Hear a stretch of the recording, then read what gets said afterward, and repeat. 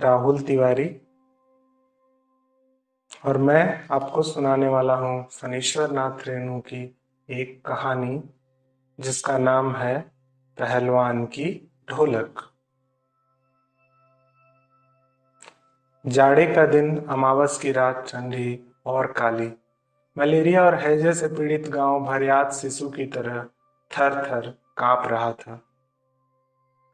पुरानी और उजड़ी बांस फूस की झोपड़ियों में अंधकार और सन्नाटे का सम्मिलित साम्राज्य।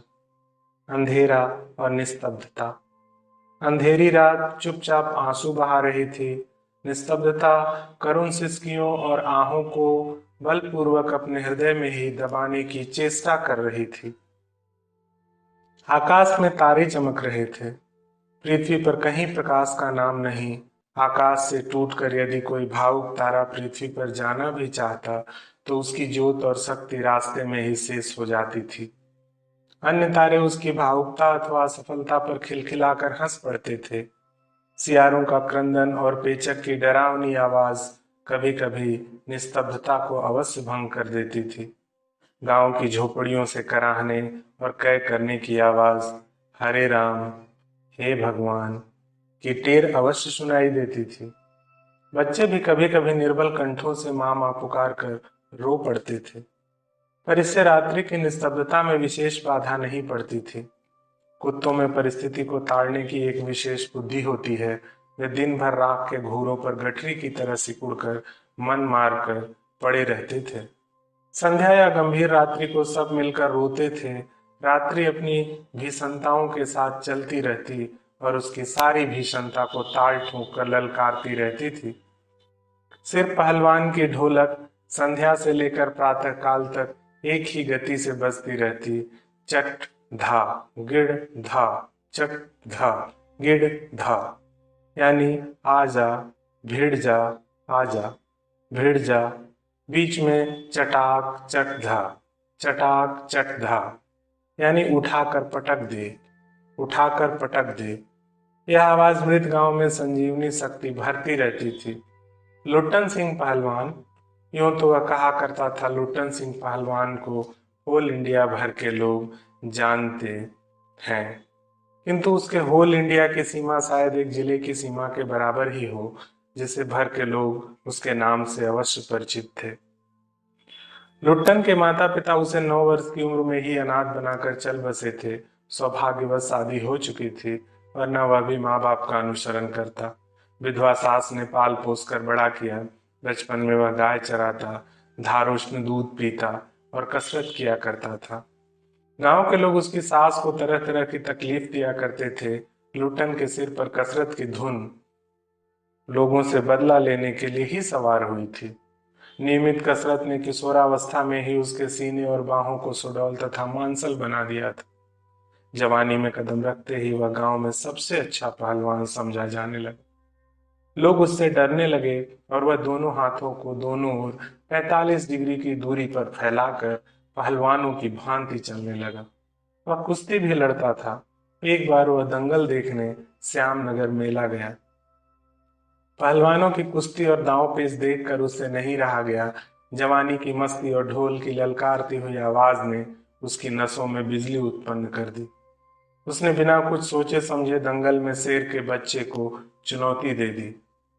शेर के बच्चे का असल नाम था चांद सिंह। वह अपने गुरु पहलवान सिंह के साथ पंजाब से पहले पहल श्यामनगर मेले में आया था। सुंदर जवान, अंग प्रत्यंग से सुंदरता टपक पड़ती थी। 3 दिनों में ही पंजाबी और पठान पहलवानों के गिरोह के अपनी जोड़ों और उम्र के सभी पट्टों को पछाड़कर उसने शेर के बच्चे की टाइटल प्राप्त कर ली थी। इसलिए वह दंगल के मैदान में लंगोट लगाकर एक अजीब किलकारी भरकर छोटी दुल्की लगाया करता था। देसी नौजवान पहलवान उससे लड़ने की कल्पना से भी घबराते थे। अपनी टाइटल को सत्य प्रमाणित करने के लिए ही चांद सिंह बीच बीच में दहाड़ता फिरता था। श्यामनगर के दंगल और शिकार प्रिय वृद्ध राजा साहब उसे दरबार में रखने की बातें कर ही रहे थे कि लुट्टन ने शेर के बच्चे को चुनौती दे दी। सम्मान प्राप्त चांद सिंह पहले तो किंचित उसकी स्पर्धा पर मुस्कुराया, फिर बाज की तरह उस पर टूट पड़ा। शांत दर्शकों की भीड़ में खलबली मच गई। पागल है, पागल, मरा है, मरा, मरा। पर वाह रे बहादुर, लुट्टन बड़ी सफाई से आक्रमण को संभाल कर निकल कर उठ खड़ा हुआ और पैंतरा दिखाने लगा। राजा साहब ने कुश्ती बंद करवा कर लुट्टन को अपने पास बुलवाया और समझाया। अंत में उसकी हिम्मत की प्रशंसा करते हुए 10 रुपए का नोट देकर कहने लगे, जाओ मेला देखकर घर जाओ। नहीं सरकार, लड़ेंगे, हुकुम हो सरकार। तुम पागल हो, जाओ। मैनेजर साहब से लेकर सिपाहियों तक ने धमकाया, देह में गोश्त नहीं, लड़ने चला है शेर के बच्चे से।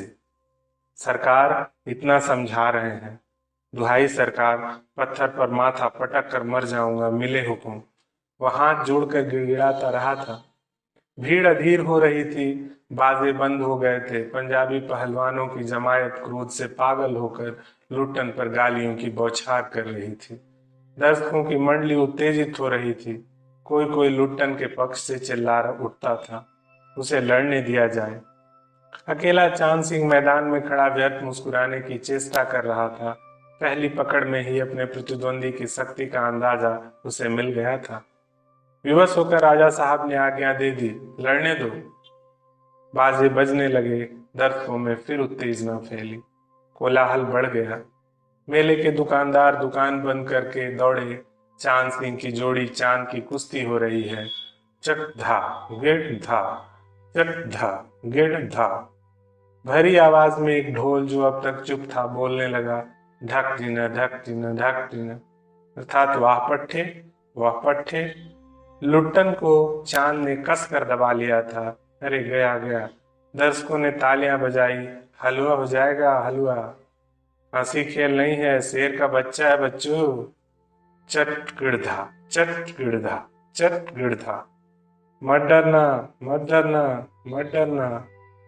लुट्टन की गर्दन पर केहूनी डालकर चांचित करने की कोशिश कर रहा था। वहीं दफना दे बहादुर, बादल सिंह अपने शिष्य को उत्साहित कर रहा था।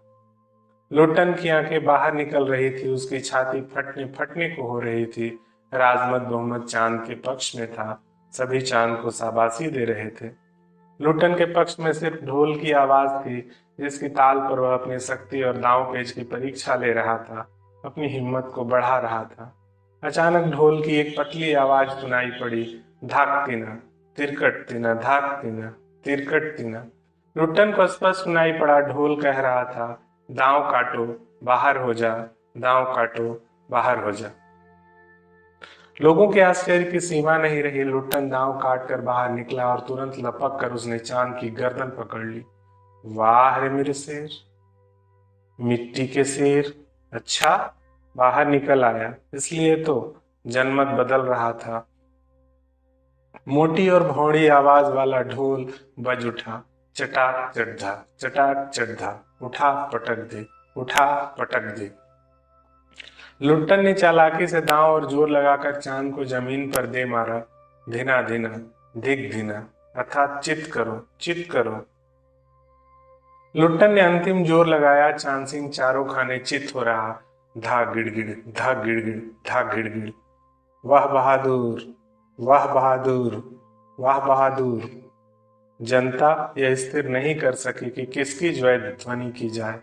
फलतः अपनी अपनी इच्छा अनुसार किसी ने माँ दुर्गा की, महावीर जी की, उसने राजा श्यामनंद की जय ध्वनि की। अंत में सम्मिलित जय से आकाश गूंज उठा। विजयी लुट्टन कुत्ता फांदा ताल ठोंकता सबसे पहले बाजे वालों की ओर दौड़ा और ढोलों को श्रद्धा पूर्वक प्रणाम किया। फिर दौड़कर उसने राजा साहब की गोद में उठा लिया राजा साहब के कीमती कपड़े मिट्टी में सन गए। मैनेजर साहब ने आपत्ति की, अरे, किंतु राजा साहब ने स्वयं उसे छाती से लगाकर गदगद होकर कहा, जीते रहो बहादुर, तुमने मिट्टी की लाज रख ली। पंजाबी पहलवानों की जमायत चांद सिंह की आंखें पूछ रही थी। लुट्टन को राजा साहब ने पुरस्कृत ही नहीं किया, अपने दरबार में सदा के लिए रख लिया। तब से लुट्टन राज पहलवान हो गया और राजा साहब उसे लुट्टन सिंह कहकर पुकारने लगे। राज पंडितों ने मुंह बिचकाया, हुजूर, जाति का सिंह मैनेजर साहब क्षत्रिय थे। क्लीन शेव चेहरे को संकुचित करते हुए अपनी सख्ती लगाकर नाक के बाल उखाड़ रहे थे। चुटकी से अत्याचारी बाल को रगड़ते हुए बोले, हाँ सरकार, यह अन्याय है। राजा साहब ने मुस्कुराते हुए सिर्फ इतना ही कहा, उसने क्षत्रिय का काम किया है। उसी दिन से लुट्टन सिंह पहलवान की कीर्ति दूर दूर तक फैल गई। पौष्टिक भोजन और व्यायाम तथा राजा साहब की स्नेह दृष्टि ने उसकी प्रसिद्धि में चार चांद लगा दिए। कुछ वर्षों में ही उसने एक एक कर सभी नामी पहलवानों की को मिट्टी सुहाकर आसमान दिखा दिया। काला खां के संबंध में यह बात मशहूर थी कि ज्यों ही लंगोट लगाकर आ ली कहकर अपने प्रतिद्वंदियों पर टूटता है, प्रतिद्वंदी पहलवान को लकवा मार जाता है। लुट्टन ने उसको भी पटक कर लोगों का भ्रम दूर कर दिया। उसके बाद से वह राज दरबार का दर्शनीय जीव ही रहा। चिड़िया खाने में, पिंजड़े में और जंजीरों को झकझोर कर बाग दहाड़ता। हाँ हाँ सुनने वाले कहते, राजा का बाग बोला। ठाकुरबाड़े के सामने पहलवान गरजता, महावीर, लोग समझ लेते पहलवान बोला। मेलों में वो घुटने तक लंबा चोंगा पहने, अस्त व्यस्त पगड़ी बांधकर मतवाले हाथी की तरह झूमता चलता। दुकानदारों को चुहल करने की सूझ थी। हलवाई अपनी दुकान पर बुलाता, पहलवान काका, ताजा रसगुल्ला बना है, जरा नाश्ता कर लो। पहलवान बच्चों की सी स्वाभाविक हंसी हंस कर कहता, अरे तनी मनी का है, ले आवा 1.5 सेर, और बैठ जाता। 2 सेर रसगुल्ला को उदस्त करके मुंह में 8-10 पान की गिलोरियां ठूस ठूस को पान के रस्ते लाल करके हुए अपनी चाल से मेले में घूमता। मेले से दरबार लौटने के समय उसकी अजीब हुलिया रहती आंखों पर रंगीन अभ्रक का चश्मा, हाथ में खिलौने को नचाता और मुंह से पीतल की सीटी बजाता हंसता हुआ वह वापस जाता।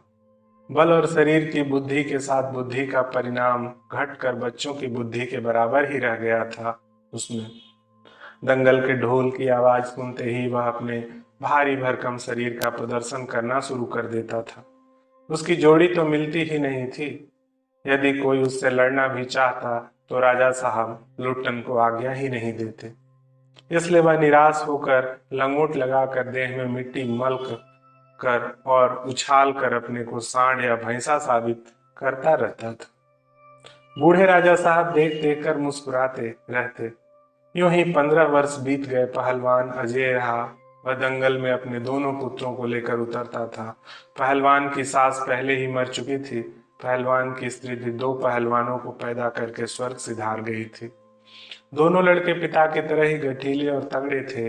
दंगल में दोनों को देखकर लोगों के मुंह से अनायास से निकल पड़ता, वाह, बाप से भी बढ़कर निकलेंगे ये दोनों बेटे। दोनों ही लड़के राज दरबार के भावी पहलवान घोषित हो चुके थे, अतः दोनों का भरण पोषण दरबार से ही हो रहा था। प्रतिदिन प्रातः काल पहलवान स्वयं ढोलक बजाकर दोनों से कसरत करवाता। दोपहर में लेटे लेटे दोनों को सांसारिक ज्ञान की भी शिक्षा देता। समझे? ढोलक की आवाज पर पूरा ध्यान देता। हाँ, मेरा गुरु कोई पहलवान नहीं, यही ढोल है, समझो।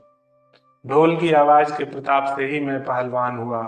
दंगल में उतरकर सबसे पहले ढोलों को प्रणाम करना, समझे? ऐसे ही बहुत सी बातें वह कहा करता। फिर मालिक को कैसे खुश रखा जाता है, कब कैसा व्यवहार करना चाहिए आदि की शिक्षा वह नित्य दिया करता था। किंतु उसकी शिक्षा दीक्षा सब किए कराए पर एक दिन पानी फिर गया। वृद्ध राजा स्वर्ग सिधार गए। नए राजकुमार ने विलायत से आते ही राज्य को अपने हाथ में ले लिया। राजा साहब के समय शिथिलता आ गई थी, राजकुमार के आते ही दूर हो गई। बहुत से परिवर्तन हुए। उन्हीं परिवर्तनों की चपेटाघात में पड़ा पहलवान भी दंगल का स्थान घोड़े की रेस ने लिया। पहलवान तथा दोनों भावी पहलवानों का दैनिक भोजन व्यय सुनते ही राजकुमार ने कहा, टेरिबल। नए मैनेजर साहब ने कहा, हॉरिबल। पहलवान को साफ जवाब मिल गया। राज दरबार में उसकी आवश्यकता नहीं, उसको गिड़गिड़ाने का भी मौका नहीं दिया। उसी दिन वह ढोलक कंधे से लटकाकर अपने दोनों पुत्रों के साथ अपने गांव में लौट आया और वहीं रहने लगा। गांव के एक छोर पर गांव वालों ने एक झोपड़ी बांध दी। वहीं रहकर वह गांव के नौजवानों और चरवाहों को कुश्ती सिखाने लगा। खाने पीने का खर्च गांव वालों की ओर से बंधा हुआ था। सुबह शाम वह स्वयं ढोलक बजाकर अपने शिष्यों और पुत्रों को दांव पेच वगैरह सिखाया करता था। गांव के किसान और खेतिहर मजदूर के बच्चे भला क्या खाकर कुश्ती सीखते। धीरे धीरे पहलवान का स्कूल खाली पड़ने लगा। अंत में अपने दोनों पुत्रों को ही वह ढोलक बजा बजा कर लड़ाता रहा, सिखाता रहा। दोनों लड़के दिन भर मजदूरी करके जो कुछ भी लाते उसी से गुजर बसर होती रहती। अकस्मात गांव पर यह वज्रपात हुआ। पहले अनावृष्टि, फिर अन्न की कमी और अब मलेरिया। इसने मिलकर गांव को भूनना शुरू कर दिया। गांव प्रायः सूना हो चला था। घर के घर खाली पड़ गए थे। रोज 2-3 लाशें उठने लगी। लोगों में खलबली मची हुई थी। दिन में तो कलरव हाहाकार तथा हृदय विदारक रुदन के बावजूद भी लोगों के चेहरे पर कुछ प्रभा दृष्टिगोचर होती थी। शायद सूर्य के प्रकाश में सूर्योदय होते ही लोग कांपते, कूखते, कराहते अपने अपने घरों से बाहर निकलकर अपने पड़ोसियों और आत्मीयतों को ढाढ़स बंधाते। अरे क्या करोगी रोकर दुल्हन, जो गया सो तो चला गया, वह तुम्हारा नहीं था, वह जो है उसको तो देखो। अरे क्या करोगी रोकर भैया, घर में मुर्दा रख के कब तक रोओगे। कफन कफन की क्या जरूरत है, दे आओ नदी में, इत्यादि। किंतु सूर्यास्त होते ही जब लोग अपनी अपनी झोपड़ियों में घुस जाते तो चूं भी नहीं करते। उनकी बोलने की शक्ति भी जाती रहती। पास में दम तोड़ते हुए पुत्र को अंतिम बार बेटा कहकर पुकारने की भी हिम्मत माताओं की नहीं होती थी। रात्रि की विभीषिका को सिर्फ पहलवान की ढोलक ही ललकार कर चुनौती देती रहती थी। पहलवान संध्या से सुबह तक चाहे जिस ख्याल से ढोलक बजाता हो, किंतु गांव के अर्धमृत औषधि उपचार पथ्य विहीन प्राणियों में वह संजीवनी शक्ति ही भरती थी। बूढ़े बच्चे जवानों की शक्तिहीन आंखों के आगे दंगल का दृश्य नाचने लगता था। स्पंदन शक्ति शून्य स्नायुओं में भी बिजली दौड़ जाती थी। अवश्य ही ढोलक की आवाज में न तो बुखार हटाने का कोई गुण था और न महामारी की सर्वनाश शक्ति को रोकने की शक्ति ही। पर इसमें संदेह नहीं कि मरते हुए प्राणियों की आंख मूंदते समय कोई तकलीफ नहीं होती थी। मृत्यु से वे डरते नहीं थे। जिस दिन पहलवान के दोनों बेटे क्रूर काल की चपेटाघात में पड़े, असह्य वेदना से छटपटाते हुए दोनों ने कहा था, बाबा उठा पटक दो वाला ताल बजाओ। चटाक चढ़ा, चटाक चढ़ा। सारी रात ढोलक पीटता रहा पहलवान। बीच बीच में पहलवानों की भाषा में उत्साहित भी करता था, मारो बहादुर। प्रातःकाल उसने देखा उसके दोनों बच्चे जमीन पर निस्पंद पड़े हैं। दोनों पेट के बल पड़े हुए थे। एक ने दांत से थोड़ी मिट्टी खोद ली थी। एक लंबी सांस लेकर पहलवान ने मुस्कुराने की चेष्टा की। दोनों बहादुर गिर पड़े। उस दिन पहलवान ने राजा श्यामनंद की दी हुई रेशमी जांघिया पहन ली। सारे शरीर में मिट्टी मल कर थोड़ी कसरत की, फिर दोनों पुत्रों को कंधों पर लाद कर नदी में बहा आया। लोगों ने सुना तो दंग रह गए। कितनों की हिम्मत टूट गई। किंतु रात में फिर पहलवान की ढोलक की आवाज प्रतिदिन की भांति सुनाई पड़ी। लोगों की हिम्मत दुगनी बढ़ गई। संतप्त पिता माताओं ने कहा, दोनों पहलवान बेटे मर गए, पर पहलवान की हिम्मत तो देखो, 1.5 हाथ का कलेजा है। 4-5 दिनों के बाद एक रात को ढोलक की आवाज नहीं सुनाई पड़ी। ढोलक नहीं बोली। पहलवान के कुछ दिलेर किंतु रुग्ण शिष्यों ने प्रातःकाल जाकर देखा, पहलवान की लाश चित पड़ी है। आंसू पोंछते हुए एक ने कहा, गुरुजी कहा करते थे कि जब मैं मर जाऊं तो चिता पर मुझे चित नहीं, पेट के बल सुलाना। मैं जिंदगी में कभी चित नहीं हुआ और चिता सुलगाने के समय ढोलक बजा देना। वह आगे नहीं बोल सका। धन्यवाद।